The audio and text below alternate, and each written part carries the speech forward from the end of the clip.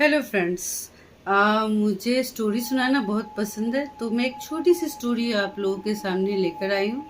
अगर आपको पसंद आएगा तो मैं फिर जल्दी अगली स्टोरी लेकर आऊँगी। तो स्टोरी कुछ ऐसी है कि एक लड़का था करण, वो एक अच्छी सी कंपनी में जॉब करता था। तो आज उसका बर्थडे भी था। तो बर्थडे वाले दिन सब लोग बहुत अच्छे से ऑफिस में उसका बर्थडे सेलिब्रेट करते हैं, और उसे उस दिन हाफ डे की छुट्टी मिल जाती है कि भाई आज तुम जाओ और अपना बर्थडे खूब धूमधाम से सेलिब्रेट करो। फिर वो आता है, रास्ते में उसका एक्सीडेंट हो जाता है और वो मर जाता है। और फिर वो जाता है स्वर्गलोक में। स्वर्गलोक में जाता है तो भगवान वहाँ उसका हिसाब किताब कर रहे थे। तो यमराज जी को बोले कि तुमने ये क्या किया गजब। तो बोले यमराज जी, अरे मैंने क्या किया, मैं तो आपका आदेश था, मैं करण को ले आया। तो भगवान बोले कि नहीं, तुमने गलत करण को लेकर आया है। ये बगल वाले गांव का करण है, मुझे दूसरे गांव का करण चाहिए था।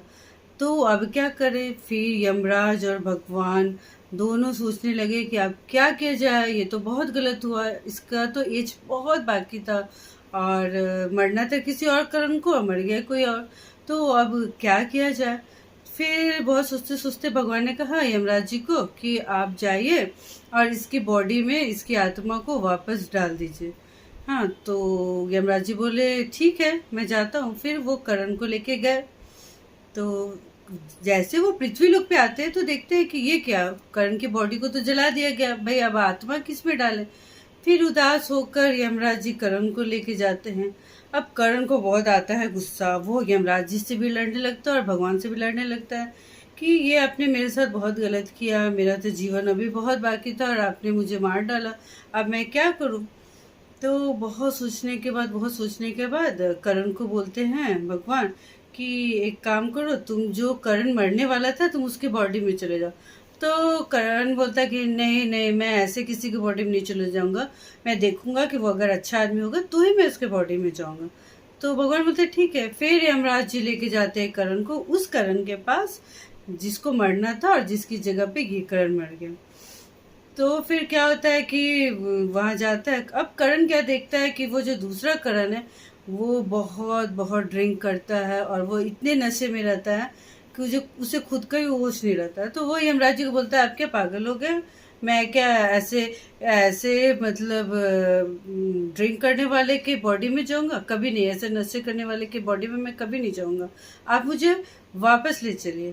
फिर यमराज जी आते हैं और बोलते हैं भगवान को कि इसका तो बहुत ड्रामा है, मैं तो तंग आ गया हूँ, ये इसके बॉडी में नहीं जाएगा। तो भगवान बोलते हैं करण को कि क्या प्रॉब्लम है तुम्हें उसके बॉडी में जाने में।